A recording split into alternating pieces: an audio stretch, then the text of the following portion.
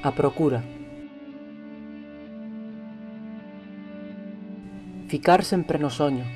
na escrita que transcorre como río nunha páxina, beber do eterno, morar na luz das letras ou grafías, construir na memoria a identidade da fotografía,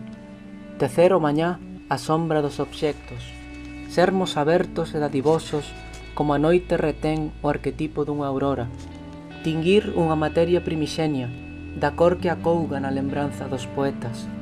converxer unha imaxe, mentras nun intervalo da conciencia urdir un rostro no pórtico da desventura dende o centro da vida a branca morte, o poema, a hedra dun veleno, a páxina non escrita, o tempo que esvaece á procura do descoñecido.